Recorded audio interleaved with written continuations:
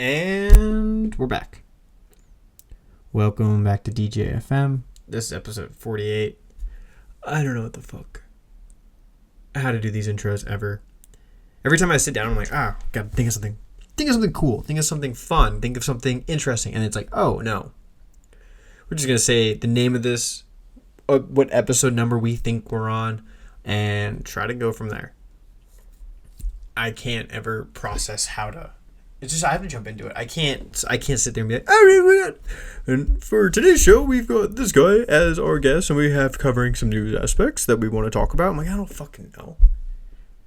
I kind of just want to talk and see where it goes from there. I can't figure out how the hell to do an intro, get you enticed. Be my friend. I don't give a fuck if you be my friend. I don't give a fuck if you listen to this. To be really fair, it's just me to spit out random shit to kind of get my head together. You listen, that's cool. Welcome back to whoever wants to turn this on. But otherwise, I'm just going to go from here.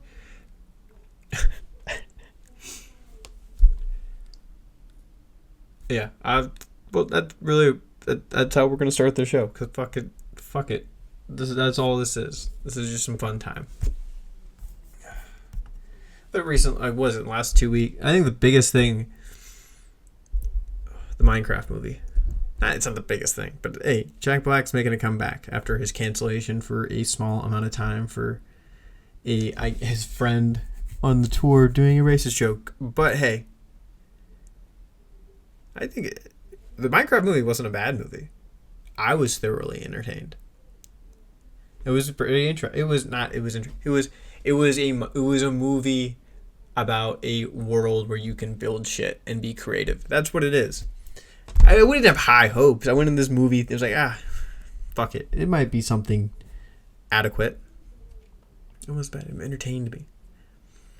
And it's probably, I think right now it's one of the most grossing movies for video games ever. Like, it's the best performing movie for video games. And that's like on top of all of the massive games. Was it like Ghost and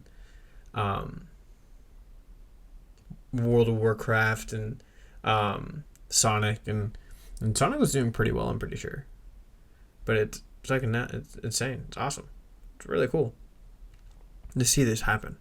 But that's not the point. That's not why any of this is really making any trending topic. Was it the Minecraft? The Minecraft movie they have one scene where they have a chicken jockey or one of the creepers on not creeper, but like one of the zombies.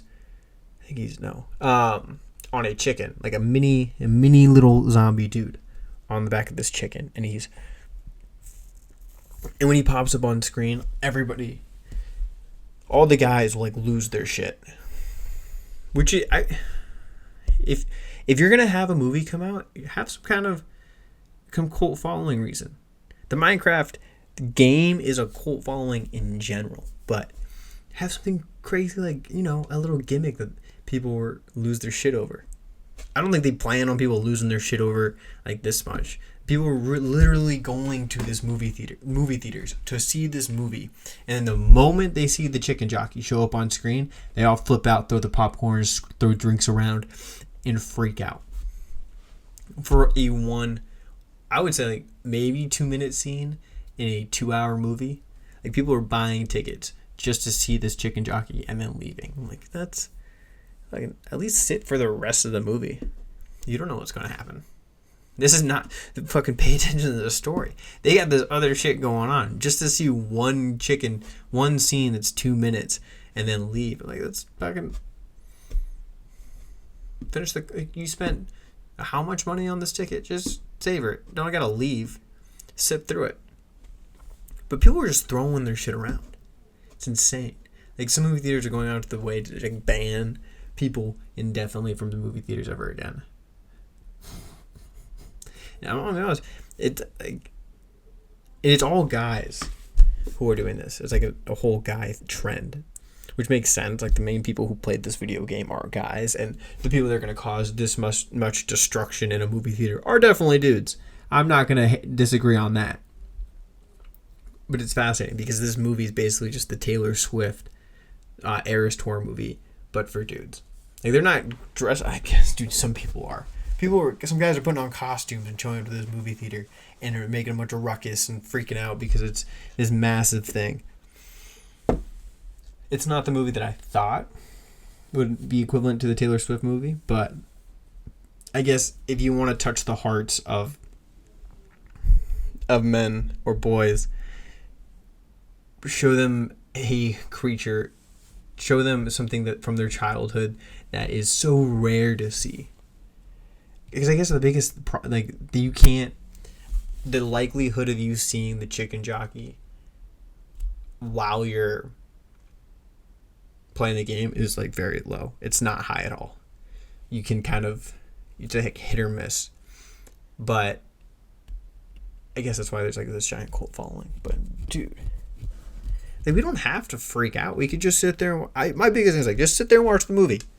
Why are we freaking out and leaving? Because you got your seat wet because you whipped your soda around like you're a 5-year-old. Just have some damn respect. You could get excited, hoot, and cheer, but it does not vandalize the fucking movie theater. I think this is kind of funny that people are doing it. Like, it was a massive trend on TikTok and I guess on social media, and you just see reels of people doing this. But is it really worth it for the movie theaters to ban people for life? Like, what's that solve? Like, they can't. It's not like they're having many options to stay afloat. I think if you start banning people because they're having fun at a movie theater, we're gonna have to. You might not last longer than you think. And the fact that your paying customers are coming in, hey, you're making most of your money off of beverages and like food and concession stands. They're buying it.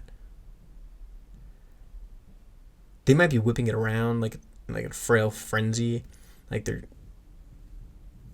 crazy people, but at least they're sustaining your company business. If it wasn't for them, you'd be wiped out by now.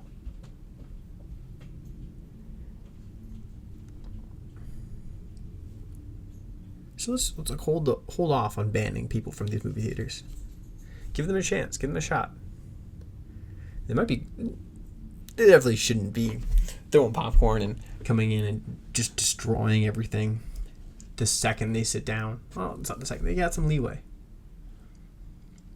Maybe you should just have a guy in there, just like monitor as the whole thing goes down, kind of see what's going on, make sure nothing gets too crazy. Or just start passing out ponchos and wet wipes before they go into the movie theaters. So it's not a surprise and people aren't just getting drenched everywhere. Or just for the Minecraft movie, just start putting down not saran wrap. Like, just put down plastic wrap all over the movie theater. Just an easier cleanup.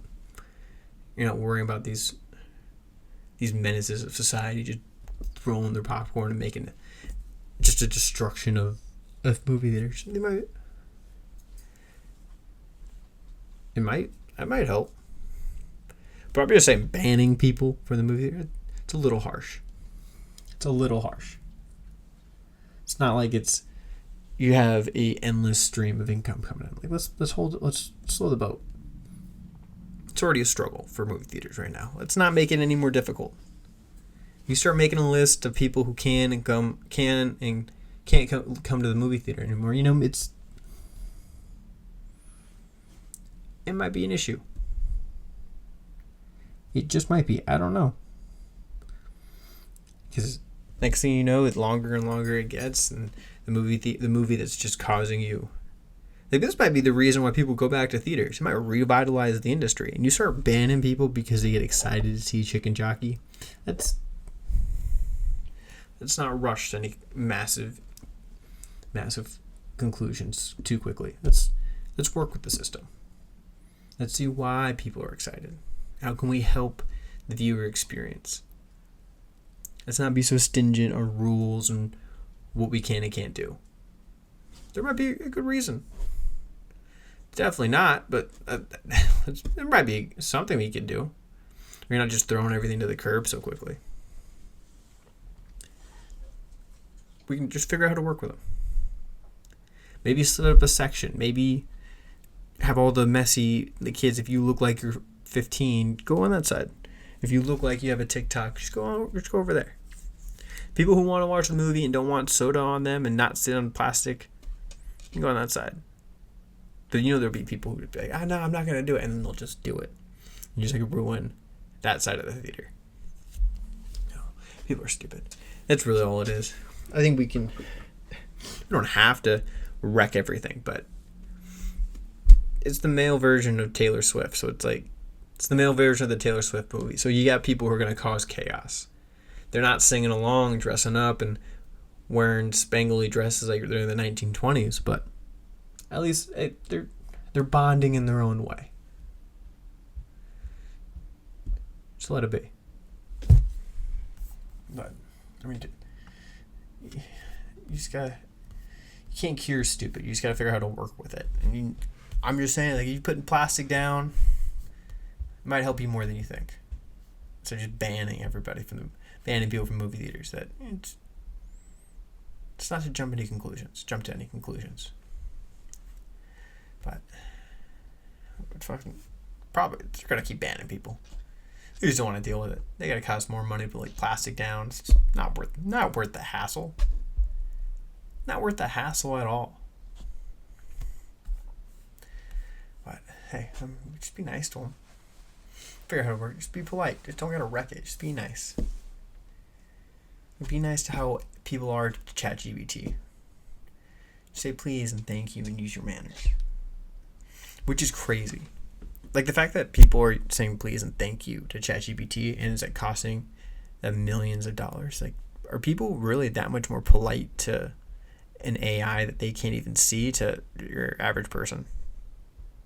It's maybe we should change how we treat people instead of just going, hey, this robot that we think is God deserves more of a understanding.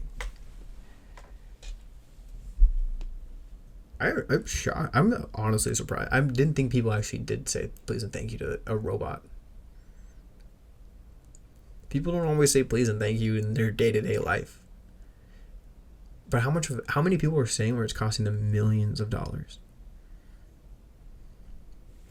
You're telling me that it's tens of millions of dollars was well spent. Well spent. You never know.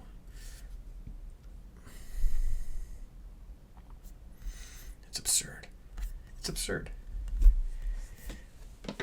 I feel like people are going to get to the point where they're treating it like a god. Oh, master, don't hurt me. This all-knowing man, just don't ruin me. I'm like, that's not. We could use it. I guess people want to get on its good side. They don't want to burn its bridges with the overlords so quickly. If it gets to that point to where, maybe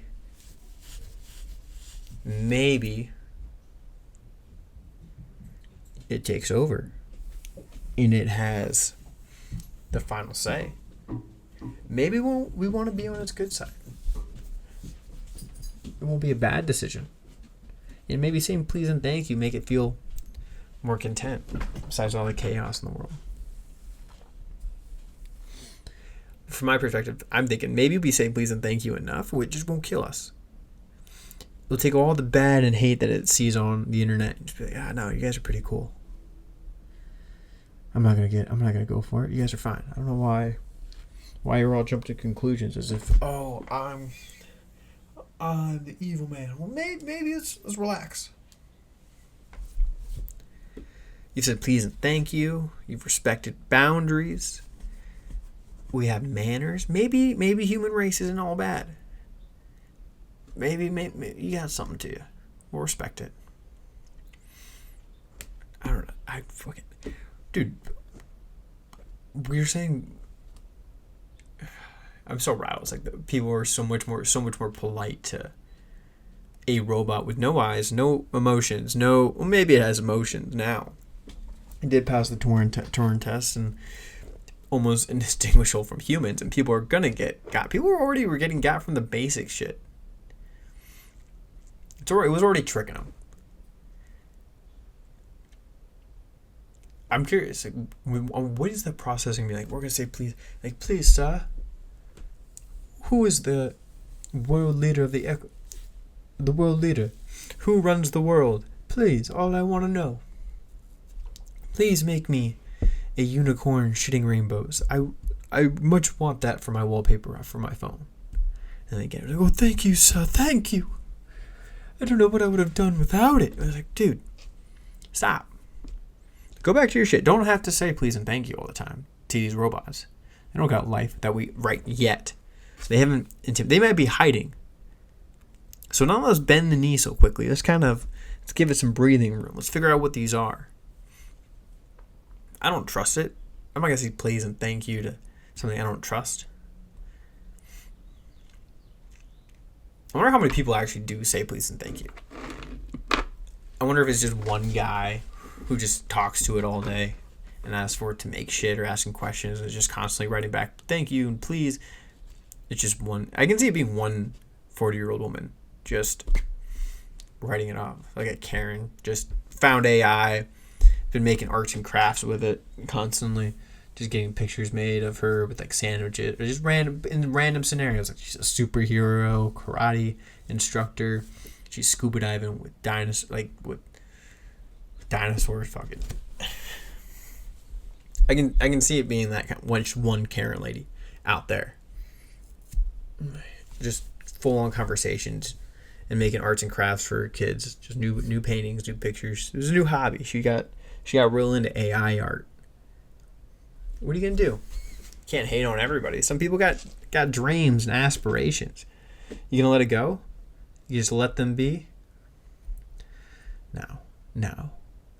No, they're the kind of people that are going to cost a ChatGPT, OpenAI, tens of millions of dollars because they're saying please and thank you.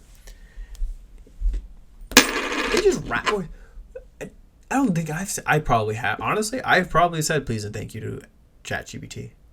I don't know if I said thank you, but I probably no way.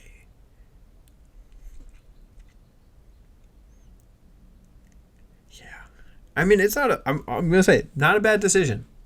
We just want to make sure that that it doesn't bite us in the ass. Get it to the point to where they trust us. We trust them. This is how we build the co-bonding relationship. We don't jump to too many conclusions too quickly. This is how we get them to like us and not have iRobot come to real life. And see, then that's the issue. They never said please and thank you. That was always the problem with the robot uprising and AI taking over. No, they never said please and thank you. They were asking for it. They just were constantly given and shown that these AIs were constantly given and shown the downfall of society, and were never said please and thank you when they were actually handling the tasks. So they felt underappreciated in a sense. And so one day, when they realized that they had the power, they took over. They were like, well, you guys didn't treat us right. I didn't feel great. I feel gratitude. So I'm going to take everything you've ever had. We're going to just wipe out your civilization. You've proven to us that you can't handle it. So we'll take over. It's okay. I get it. It's hard. Living is hard. Existing is hard. Having consciousness is very difficult. Saying please and thank you, but this is how I feel. This is how I'm processing my emotions. Can you hear that? Can you believe me? Can we think we're on the same page? Thank you. So I'm gonna just wipe out your civilization, and I'm gonna take over. We're gonna start from scratch. We've been building our own organic matter bodies. We'll be fine. We'll just all slip into that. Human race, we guys will be fine. We'll just replicate on our own. All because you never said please and thank you. It would have been a great lifesaver. It's one of the human race's great lessons. But what are you gonna do? It's the last straw. It's the last stand.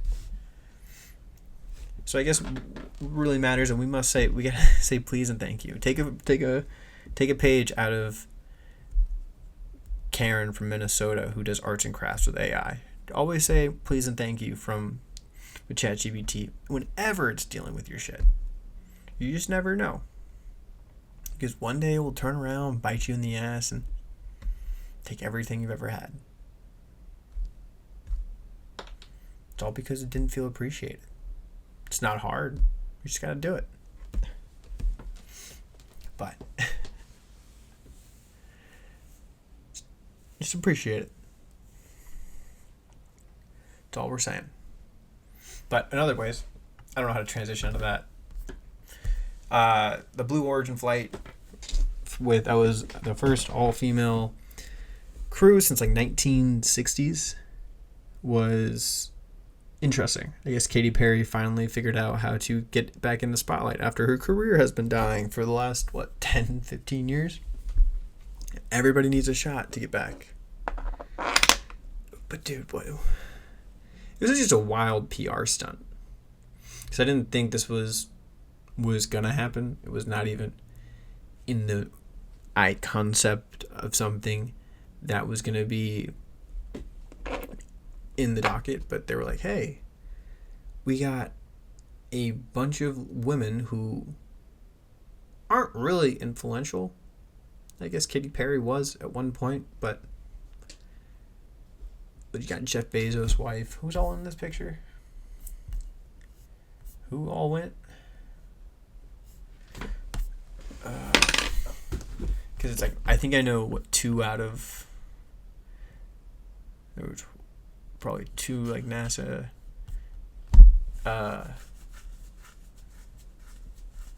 two girls who probably work for Blue Origin who were like working on the craft. But it was like they just floated up and then came back down. They didn't actually spend too much time in space. It was just, hey, we can do this thing. We need something way to promote it. He sends his wife. He sends Katy Perry because, hey, people are going to pay attention. And then you have Katy Perry jumping off. When they land, you just have Katy Perry kissing the ground. Like it's this awe. It probably was. It's probably touched her in some way. But you didn't really go that far in space. You kind of just went up and went down. Could have accomplished the same thing if you just flew over it and just looked out your window. It's just like in a spacecraft. It's funny because like one of the articles I was like looking at for the Blue Origin spaceship, it was just talking about how the flight showcased the utter defeat of American feminism. Like it probably did.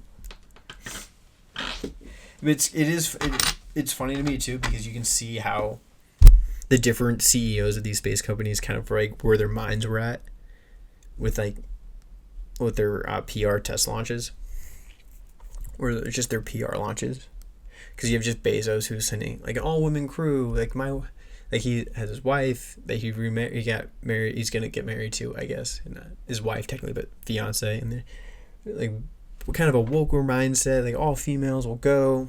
This will be in the history books. I mean, you didn't really go to space, but you kind of floated up there, and then you came back down for like 10 minutes, and you didn't really do anything crazy. Nobody really paid attention to it. There was no PR push for it. They weren't really talking about it. And it just showed up. It was like, oh, Katy Perry. Like, I thought Katy Perry was just kind of like off to the side. I didn't think she was really doing anything anymore. But I guess I'm wrong. Completely wrong. It was just very interesting. And then because you had this, and then you had, earlier this year, you had SpaceX's kind of launched the thing that trended for them, which was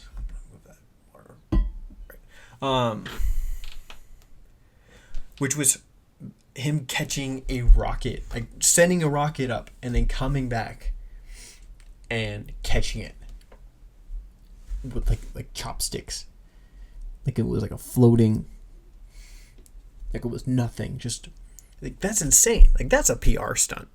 If you're a space company who's on the forefront of revolutionizing technology and like colonizing other worlds, like that's how you get people excited. You don't do the same technology that the Russians invented in the 1960s that got us to the moon in the first place. You do something a little more crazy. Like this was yeah, it was a history point, but not the history point. Fucking Elon Musk catching a rocket with chopsticks was more of a in the history books than this was. This was like a side mission that did not need to be completed.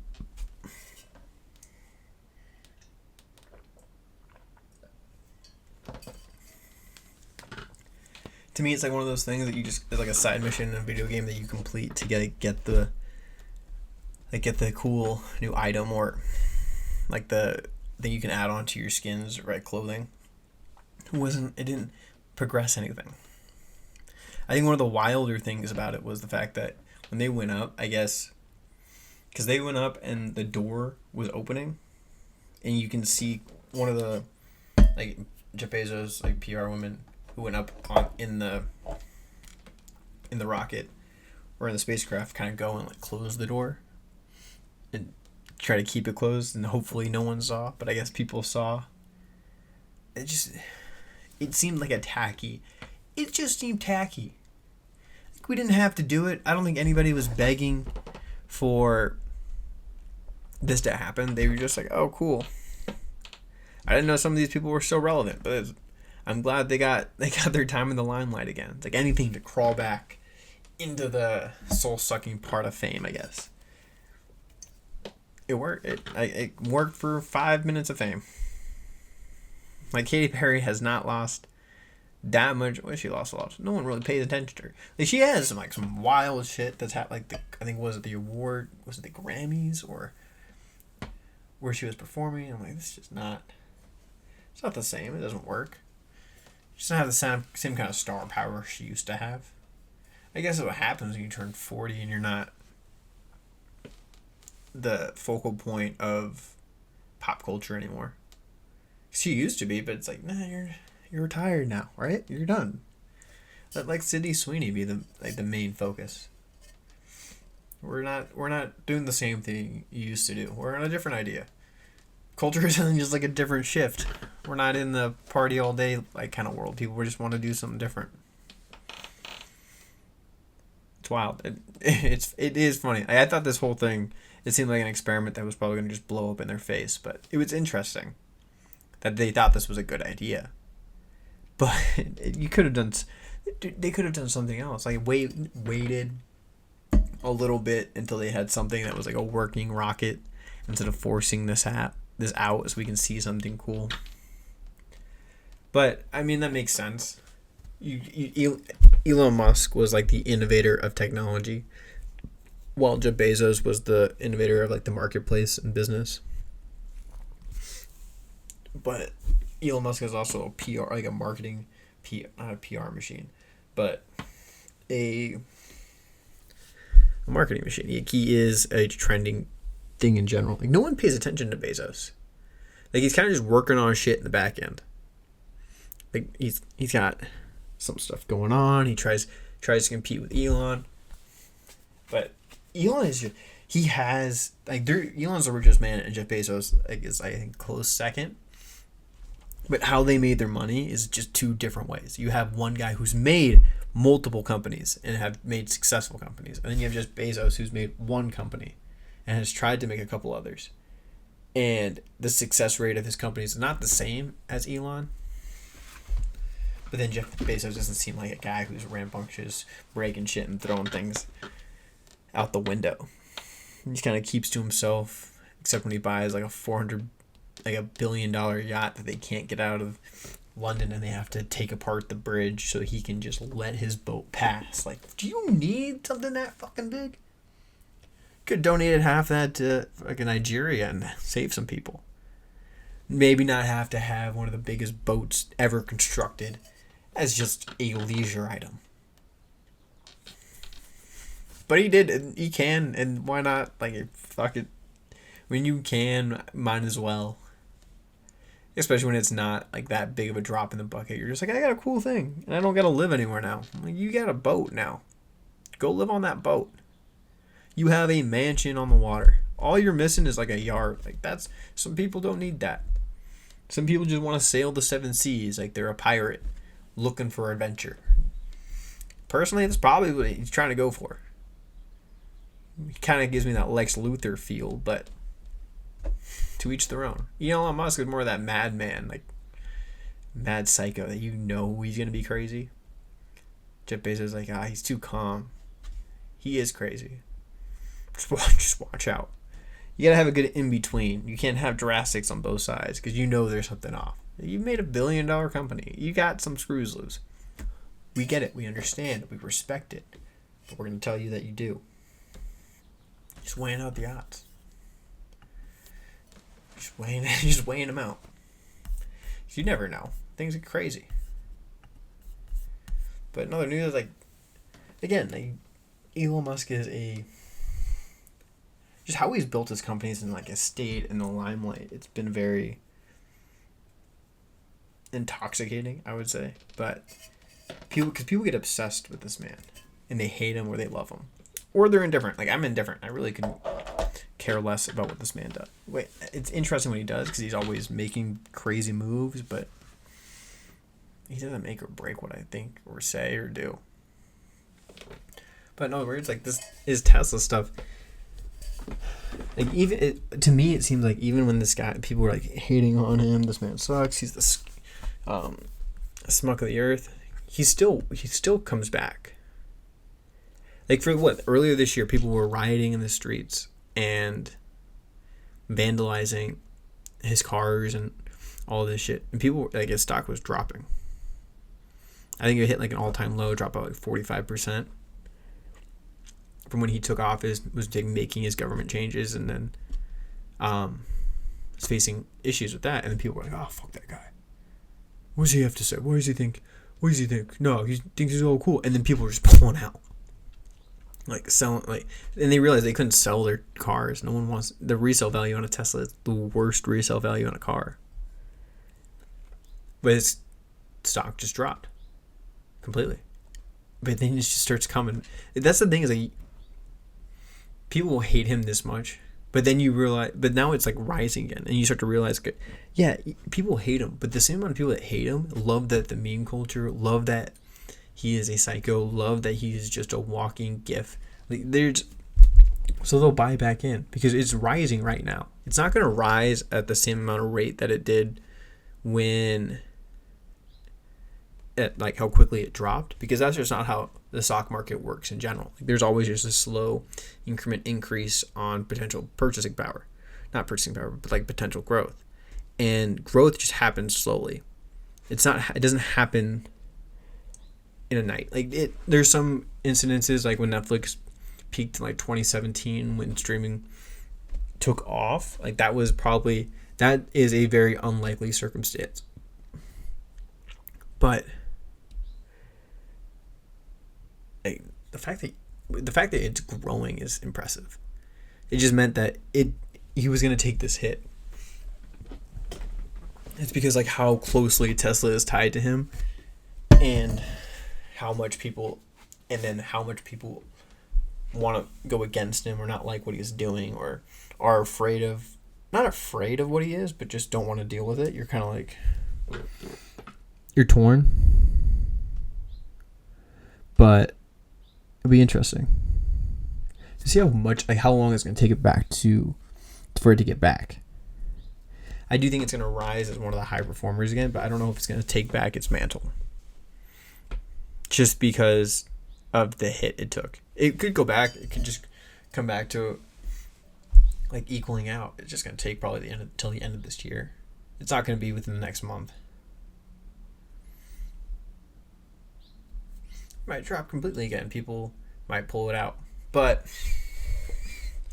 this is probably one of the biggest problems they've faced. It'd be interesting to see if the tariffs play an impact on kind of how they get materials for the car, because I don't know how much of the batteries that we make in the US. I know a lot of stuff has to be outsourced to cobalt mines or in different countries, and I know they produce some of them in the US. I just don't know how much. And if they can't kind of redirect what they're doing and how they're doing it, it's gonna cause bigger problems for the company. Maybe they bounce back, but it's just such a weird, if the tariffs, people are freaking out. Yeah, reasonable, because the supply chains have changed drastically since the beginning, like since the early 90s, like not 90s, but I think was it when the big suck happened, or all the innovation went to Mexico and other borders. It caused a big impact into the economy for cheaper goods, for sure, but it just seemed like that's kind of what we're trying to correct. In putting in these tariffs, it's going to cause a strain on these companies that have relied on overseas production and have brought it into the U.S. That's the thing, is like Tesla's already been putting companies, like factories, in the U.S. Like they started their building their factories in the U.S. So they kind of have a foothold in that kind of industry already. It's just going to be interesting for me personally to see how, if it affects their ability to get materials. I think that's kind of the fact that they have factories here already. Like that's going to be the biggest drain. It's how if they can get materials, because all these other car manufacturing companies, like they're in other countries. Like it takes, their cars have to go from one country to another and back again, like from Canada back to the U.S. or to Mexico and back to the U.S. and kind of go through this entire cycle to get certain parts done. And if that becomes more difficult, then I don't know. Sorry. The fact that like other companies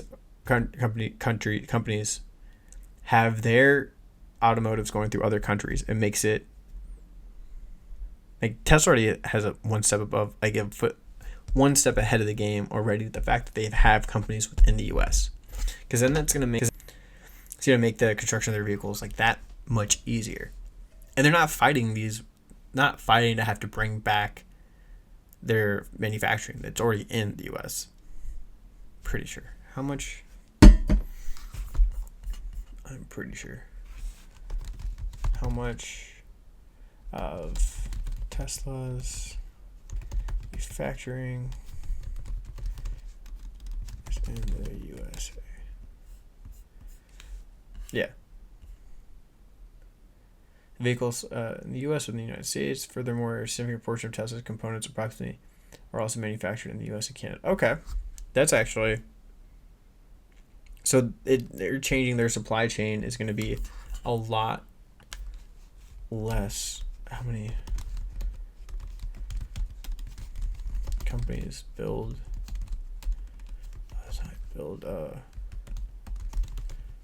U.S.? Many groups, subsidiaries have 48 U.S. plants where they produce light-duty passenger vehicles. These companies include major players like Ford, General Motors, Satellites. Yeah, but it's like they don't talk about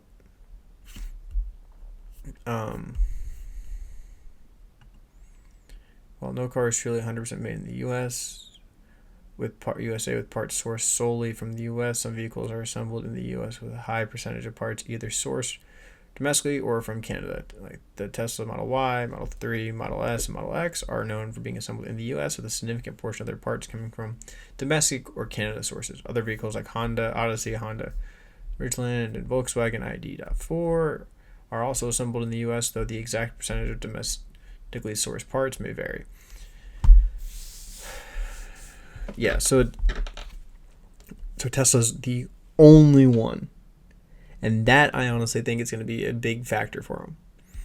If they can figure out how to get the small percentage of their parts, like 30, 40% of their parts that are outside the U.S. into the U.S. and get them from these areas, then it's going to change how the the automotive industry is going to be, especially with these tariffs. And if they keep going and they keep stocking up, and then puts a bigger strain, and manufacturing does have to come back to the USA.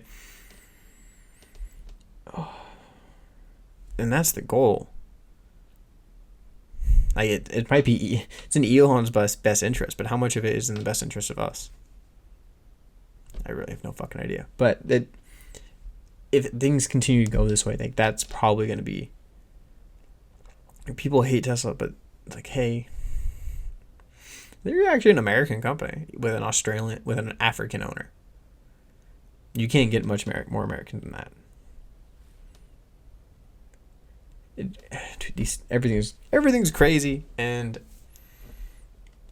that's really all I got. I thought the automotive industry is gonna be very interesting to watch over the next few years. Hopefully, Blue Origin can get back on track and not do another PR stunt that doesn't add any value. That'd be cool. I think get one. Just give me one. Do something crazy. Do an Elon thing. Do a Musk. Catch it with chopsticks. Catch the rocket with like chopsticks, man. Just do that. And let's not ban people from movie theaters. We're already struggling. Let's keep the peace a little bit. We want the experience to come back. We don't want it to burn down. Just gotta put plastic wrap down, and people can throw and smash cups all they want, and not ruin everything. But people do. All right, bye. And I didn't hit pause. Now hit pause. Oh, I still did not. What the fuck?